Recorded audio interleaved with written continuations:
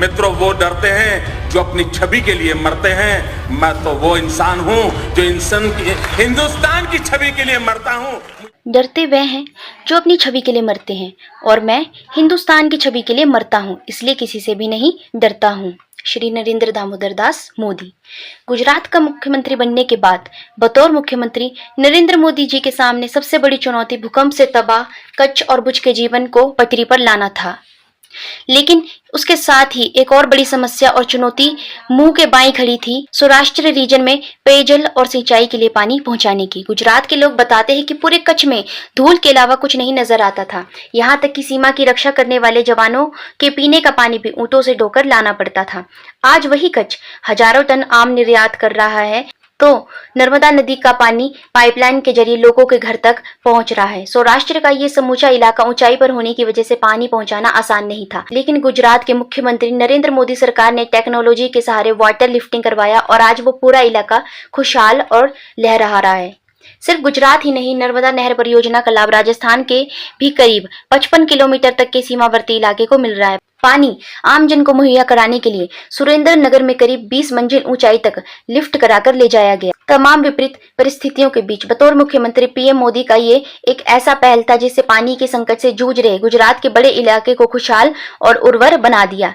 इसके लिए जमीनी और मानसिक लड़ाई लड़नी पड़ी, लेकिन जीत गुजरात के उस इलाके की जनता की हुई। गुजरात के प्राइमरी स्कूलों में ड्रॉप आउट को जीरो पर ले जाना नरेंद्र मोदी और बीजेपी की एक बड़ी सफलता थी। 2002 में प्राइमरी स्कूलों में ड्रॉप आउट रेट 37.22% था, जो 2022 में 3.39% रह गया। गुजरात एक ऐसा राज्य रहा जहां कन्वेंशनल एजुकेशन बहुत कमजोर रहा, जबकि कमर्शियल एजुकेशन पर ज्यादा ध्यान रहा है। मोदी सरकार की लंबी रणनीति और लगातार कोशिश की वजह से सूबे में साइंटिफिक एजुकेशन, खासकर forensic university, children university, energy university और लॉ यूनिवर्सिटी जैसे तमाम एजुकेशन को खुलकर राज्य पठन पाठन का माहौल बनाया गया ताकि राज्य के युवाओं को आकर्षित किया जा सके। साल 2008 में टाटा मोटर्स की नैनो कार प्लांट को पश्चिम बंगाल से गुजरात के साणंद में शिफ्ट किया गया था। पश्चिम बंगाल की सरकार जमीन को लेकर जारी विरोध प्रदर्शन से नहीं निपट पाई थी। साल 2005 और 6 में गुजरात में रिकॉर्ड ग्रोथ रेट दर्ज हुई थी जो 15% के करीब थी। इस दरमियान 3 बेहतरीन ग्रोथ रेट वाले राज्यों पर ध्यान दे तो महाराष्ट्र का ग्रोथ रेट 10.75%, तमिलनाडु का 10.27% और बिहार का 11.45% था। कहा जाता है कि बिहार का ग्रोथ बेहद निचले स्तर पर था, इसलिए 11.42% का ग्रोथ स्वाभाविक था, जबकि महाराष्ट्र और तमिलनाडु जैसे राज्य लंबे समय से विकसित राज्यों में गिने जाते रहे हैं। मोदी राज में अपनाई गई बेहतरीन आर्थिक नीति को दुनिया मोदीनोमिक्स के नाम से पुकारने लगी। साल 2000 से लेकर 2012 तक राज्य में 3000 रूरल रोड प्रोजेक्ट्स पूरी की गई। वहीं 2004 और 2005 से 2013 से 2014 के बीच बिजली प्रत्येक इंसान की खपत के लिए 41% ज्यादा उपलब्ध थी। गुजरात की आर्थिक तरक्की का अंदाजा इसी बात से लगाया जा सकता है कि साल 2000 से 2010 के बीच सर्विसेज और गुड्स के वैल्यू की वजह से जीएसडीपी 9.8% हो गई, जबकि देश का आंकड़ा शायद 0.7% था। जाहिर है देश के औसत आंकड़े से गुजरात कहीं आगे निकल चुका था, इसलिए राज्य के संतुलित विकास की चर्चा देश ही नहीं दुनिया में होने लगी। मोदी ने साल 2003 में वाइब्रेंट गुजरात ग्लोबल इन्वेस्टर सम्मेलन करा, पूरी दुनिया का ध्यान खींचा। वाइब्रेंट गुजरात के जरिए नरेंद्र मोदी ब्रांड गुजरात बनाने में सफल साबित। साल 2003 में 76 एमओयू के जरिए 66,000 से बढ़कर साल 2011 में 8,380 एमओयू में परिवर्तित हुआ। जाहिर है साल 2011 में इन्वेस्टर्स के बीच भरोसा बढ़ाने में कामयाब रहे। मोदी 21 लाख करोड़ के विनिवेश के लिए उद्योगपति को राजी कर चुके थे। इन्वेस्टर्स गुजरात में बिजनेस फ्रेंडली एनवायरनमेंट की वजह से आकर्षित हो रहे थे, जहां बेहतरीन इंफ्रास्ट्रक्चर की वजह से विनिवेश बढ़ाने में सहूलियत हो रही थी। फोर्ड, सुजुकी और टाटा जैसी कंपनियों के लिए जटिल नौकरशाही की प्रक्रिया को मोदी ने बेहद आसान कर दिया और उद्योगपतियों की नजरों में बिजनेस फ्रेंडली प्रशासक के रूप में पहचाने जाने लगे। देश ही नहीं दुनिया में मोदी के शासन की धूम मची, जब चंद दिनों में टाटा जैसे उद्योगपति को नैनो की फैक्ट्री लगाने के लिए पूरी तरह उन्होंने तैयार कर लिया। साल 2008 में बंगाल में नैनो के विरोध के लिए ममता आंदोलन कर रही थी, लेकिन नरेंद्र मोदी ने इसे गुजरात के लिए अवसर में तब्दील किया, जिसकी चर्चा दूर दूर तक होने लगी। यही वजह बना कि गुजरात में होने वाला वाइब्रेंट गुजरात समिट विनिवेश का शानदार माध्यम बना। इसी कारण गुजरात उद्योगपतियों को अपनी ओर आकर्षित करने लगा। नरेंद्र मोदी का जोर कृषि के बढ़ावे पर उतना ही था जितना अन्य इंडस्ट्री सहित दूसरे सेक्टर पर। कृषि को उन्नत बनाने में बीटी कॉटन को अपनाने पर जोर सहित लघु सिंचाई, चेक डैम्स और 10,000 छोटे कृषि मशीन कृषि की पैदावार बढ़ाने में बेहद कारगर साबित हुए। खाद्य पदार्थों की पैदावार में साल 2000 की तुलना में 100% बढ़ गई। वहीं कपास की पैदावार में 200% का इजाफा हुआ। बेहतरीन कृषि नीति की वजह से साल 2000 से 2010 तक गुजरात फूड डेफिसिट से फूड सरप्लस राज्य बन पाने में कामयाब हुआ। राज्य में गेहूं की पैदावार 8 मिलियन टन से बढ़कर 40 मिलियन टन तक पहुंच गई, जबकि कपास की उपज पूरे देश के 40% आंकड़े को पार कर चुकी थी।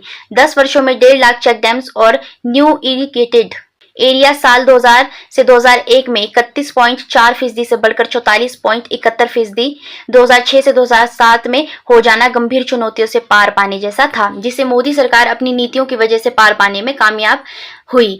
राज्य में ग्रीन रिवॉल्यूशन कंपनी द्वारा सब्सिडी की वजह से 5 लाख हेक्टेयर जमीन को कवर किया जा सका, जो राज्य को फूड डेफिसिट से फूड सरप्लस बनाने में सहायक सिद्ध हुआ। बिजली की खपत और पैदावार किसी राज्य की समृद्धि का सूचकांक होती है। 10 सालों में पावर जनरेशन और डिस्ट्रीब्यूशन में गुजरात में शानदार बढ़त देखी गई। राज्य में साल 2003 से 2004 में 9000 मेगावाट से बढ़कर 2013 में 23,887 मेगावाट तक पहुंच जाना बिजली की पैदावार और खपत विकास की कहानी बखूबी बयां करती है। इस दरमियान मोदी सरकार ने ट्रांसमिशन लॉस पर ध्यान देकर उसको 35% से घटाकर 15% कर दिया और गुजरात को पावर सरप्लस राज्य बनाने में कामयाबी हासिल की। मोदी का ध्यान आधारभूत संरचना को मजबूत करने पर भी था, इसलिए शहर से लेकर गांव तक की सड़कों को मजबूत करना मोदी सरकार की प्राथमिकताओं में था। सड़कों के 3000 रूरल प्रोजेक्ट्स इस कड़ी में पूरे किए गए, जो सरकार की प्राथमिकताओं का बेहतरीन उदाहरण बने।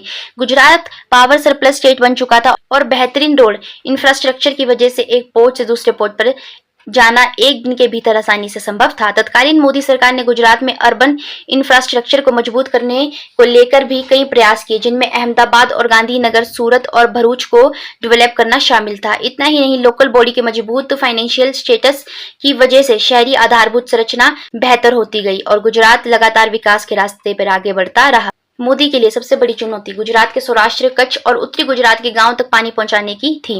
नर्मदा और नहर से जुड़ी योजनाओं को धरातल पर उतराकर मोदी ऐसा कर पाने में कामयाब हुए। इसलिए गुजरात में मोदी जी को भागीरथ के नाम से भी पुकारा जाने लगा। नर्मदा गुजरात राज्य की जीवनदायिनी मानी जाती है और उसके पानी को सुदूर गांव तक पहुंचाकर राज्य की सरकार लोगों का दिल जीतने में कामयाब रही। आम लोगों से जुड़े मुद्दों पर काम कर बिजली, सड़क, पानी को मोदी सरकार ने प्राथमिकताओं में लिया।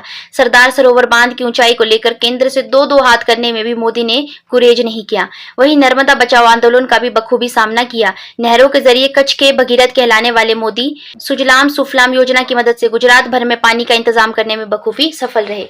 27 फरवरी 2002 गोधरा शहर ट्रेन में आग लगने से 50 से अधिक हिंदू तीर्थयात्रियों की मौत के बाद दंगे भड़क उठे।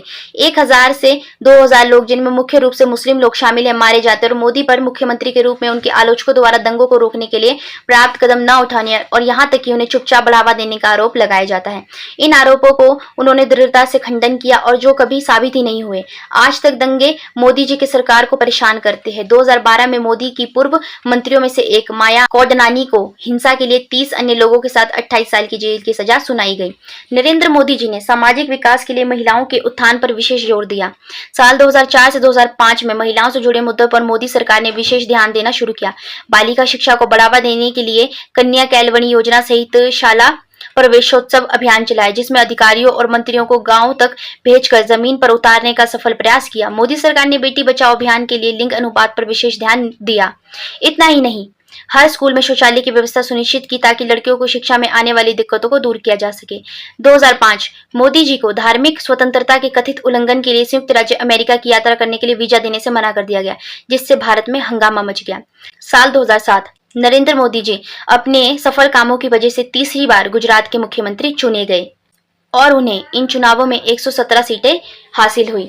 जाहिर है कि विकास के तमाम आयाम को छूने और उसे सफल बनाकर राज्य को विकास के पथ पर आगे बढ़ाने में कामयाब मोदी गुजरात को विकास का पर्याय बनाने में पूरी तरह कामयाब रहे।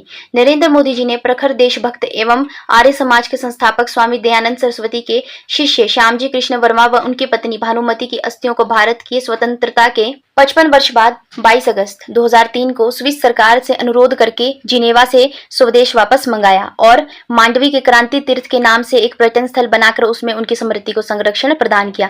मोदी द्वारा सितंबर 2010 को राष्ट्र को समर्पित इस क्रांति तीर्थ को देखने दूर दूर से पर्यटक गुजरात आते हैं। गुजरात सरकार का पर्यटन विभाग इसलिए पिछले 2 दशकों से गुजरात विकास का पर्याय बन चुका है और देश के लिए एक नजीर 2011 में मोदी ने सद्भावना यात्रा की, जो सामाजिक सद्भाव को बढ़ावा देने के लिए पूरे गुजरात में एक रोड शो था। जब प्रधानमंत्री बनने की उनकी महत्वाकांक्षा पहली बार सार्वजनिक हुई। 26 मार्च 2012 को अपने अंक में श्री नरेंद्र मोदी जी को मोदी मीन्स बिजनेस शीर्षक से अपने कवर पेज पर छापा था। 31 अगस्त 2012 मोदी जी ने एक ऑनलाइन वेबकैम चैट के दौरान कई विषयों पर बात की, जिसमें भारत और दुनिया भर से सवाल पूछे गए। 17 सितंबर 2012 को नरेंद्र मोदी जी ने गुजरात के लोगों की सेवा में रिकॉर्ड 4000 दिन पूरे किए। सितंबर 2012 विवेकानंद युवा विकास यात्रा, जाहिर तौर पर आसन्न विधानसभा चुनावों के लिए प्रचार करने के लिए। हालांकि मोदी जी के भाषण केंद्र बनाम राज्य के मुद्दों और प्रधानमंत्री मनमोहन सिंह पर केंद्रित थे। 13 दिसंबर 2012 को मोदी गुजरात के मुख्यमंत्री के रूप में चौथी बार जीतना चाहते हैं। 2 चरणों के मतदान के परिणाम 20 दिसंबर को प्रकाशित किए गए। भारत में चुनाव प्रचार के दौरान पहली बार मोदी एक साथ होने वाले कार्यक्रमों में मंच पर लाइव दिखने के लिए खुद के 3D प्रक्षेपण का उपयोग करते हैं। जनमत सर्वेक्षण संकेत देते हैं कि मोदी एक और जीत की ओर बढ़ेंगे। 2002 और 2017 के चुनावों में पार्टी को जीत दिलाने के बाद श्री नरेंद्र मोदी ने 2012 के गुजरात विधानसभा चुनावों में भाजपा को एक और जीत दिलाई। भाजपा 115 सीटों पर विजयी हुई और श्री नरेंद्र मोदी ने 26 दिसंबर 2012 को लगातार चौथी बार गुजरात के मुख्यमंत्री के रूप में शपथ ली। 9 जून 2013 को मोदी को 2014 में होने वाले आम चुनावों में भाजपा के अभियान का नेतृत्व करने के लिए चुना गया, एक ऐसा पद जो उन्हें पार्टी के प्रधानमंत्री पद का उम्मीदवार बना सकता है। एक दिन बाद प्रतिद्वंदी नेता लाल कृष्ण आडवाणी ने भाजपा के पदों से इस्तीफा दे दिया, जिससे पार्टी में गहरी दरार उजागर हो गई। हालांकि बाद में उन्होंने आरएसएस के हस्तक्षेप पर इस्तीफा वापस ले लिया। 16 जून 2013 जनता दल के प्रमुख नीतीश कुमार ने आम चुनावों के लिए मोदी को अपना ध्वजवाहक बनाने के पार्टी के फैसले के बाद भाजपा के साथ 17 साल पुराने गठबंधन से बाहर निकल गए। 13 सितंबर 2013 को हुई संसदीय बोर्ड की बैठक में आगामी लोकसभा चुनावों के लिए प्रधानमंत्री पद का उम्मीदवार घोषित कर दिया गया। इस अवसर पर पार्टी के शीर्षस्थ नेता लाल कृष्ण आडवाणी मौजूद नहीं रहे और पार्टी अध्यक्ष राजनाथ सिंह ने इसकी घोषणा की। मोदी ने प्रधानमंत्री पद का उम्मीदवार घोषित होने के बाद चुनाव अभियान की कमान राजनाथ सिंह को सौंप दी। प्रधानमंत्री पद का उम्मीदवार बनाए जाने के बाद मोदी जी पहली रैली हरियाणा प्रांत के रिवाड़ी शहर में हुई। एक सांसद प्रत्याशी के रूप में उन्होंने देश की 2 लोकसभा सीटों वाराणसी तथा वडोदरा से चुनाव लड़ा और दोनों निर्वाचन क्षेत्रों से भारी मतों से विजयी हुए। न्यूज एजेंसीज व पत्रिकाओं द्वारा किए गए 3 प्रमुख सर्वेक्षणों ने नरेंद्र मोदी को प्रधानमंत्री पद के लिए जनता की पहली पसंद बताया था। ऐसी वोटर पोल सर्वे के अनुसार नरेंद्र मोदी को पीएम पद का प्रत्याशी घोषित करने से एनडीए के वोट प्रतिशत में 5% के इजाफे के साथ 179 से 220 सीटें मिलने की संभावना व्यक्त की गई। पार्टी की ओर से पीएम प्रत्याशी घोषित किए जाने के बाद नरेंद्र मोदी ने पूरे भारत का भ्रमण किया। इस दौरान 3 लाख किलोमीटर की यात्रा कर पूरे देश में 437 बड़ी चुनावी रैलियां, 3D सभाएं व चाय पर चर्चा आदि को मिलाकर कुल 5827 कार्यक्रम किए। चुनाव अभियान की शुरुआत उन्होंने 26 मार्च 2014 को मां वैष्णो देवी के आशीर्वाद के साथ जम्मू से की और समापन मंगल पांडे की जन्मभूमि बलिया में किया। स्वतंत्रता प्राप्ति के पश्चात भारत की जनता ने एक अद्भुत चुनाव प्रचार देखा। यही नहीं, नरेंद्र मोदी जी के नेतृत्व में भारतीय जनता पार्टी ने 2014 के चुनावों में अभूतपूर्व सफलता भी प्राप्त की। चुनाव में जहां राष्ट्रीय जनतांत्रिक गठबंधन 336 सीटें जीतकर सबसे बड़ी संसदीय दल के रूप में उभरा। राष्ट्रीय जनतांत्रिक गठबंधन भारत के कुछ राजनीतिक दलों का एक गठबंधन है। इसका नेतृत्व भारतीय जनता पार्टी करती है। वहीं अकेले भारतीय जनता पार्टी ने 282 सीटों पर विजय प्राप्त की। कांग्रेस केवल 44 सीटों पर सिमट कर रह गई और उसके गठबंधन को केवल 59 सीटों से ही संतोष रहना पड़ा। 20 मई 2014 को संसद भवन में भारतीय जनता पार्टी द्वारा आयोजित भाजपा संसदीय दल एवं सहयोगी दलों की एक संयुक्त बैठक में जब लोग प्रवेश कर रहे थे तो नरेंद्र मोदी ने प्रवेश करने से पूर्व संसद भवन को ठीक वैसे ही जमीन पर झुककर प्रणाम किया जैसे किसी पवित्र मंदिर में श्रद्धालु प्रणाम करते हैं। संसद भवन के इतिहास में उन्होंने ऐसा करके समस्त सांसदों के लिए उदाहरण पेश किया। बैठक में नरेंद्र मोदी जी को सर्वसम्मति से न केवल भाजपा संसदीय दल अपितु एनडीए का भी नेता चुना गया।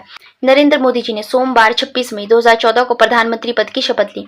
नरेंद्र मोदी ने 2014 के लोकसभा चुनाव में सबसे अधिक अंतर से जीती गुजरात की वडोदरा सीट से इस्तीफा देकर संसद में उत्तर प्रदेश की वाराणसी सीट का प्रतिनिधित्व करने का फैसला किया और यह घोषणा की कि वे गंगा की सेवा के साथ इस प्राचीन नगरी का विकास करेंगे।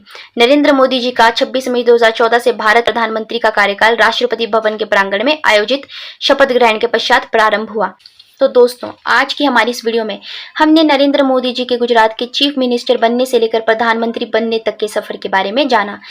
हम इस वीडियो के अगले पार्ट में उनके दूसरे और तीसरे बार प्रधानमंत्री बनने के बाद उनके कार्यकाल के सफर के बारे में जानेंगे। तो दोस्तों, जाने से पहले अगर आपको इस वीडियो में दी गई जानकारी पसंद आई होगी तो वीडियो को लाइक करके चैनल को सब्सक्राइब करके बेल आइकन को प्रेस कर दीजिएगा। धन्यवाद।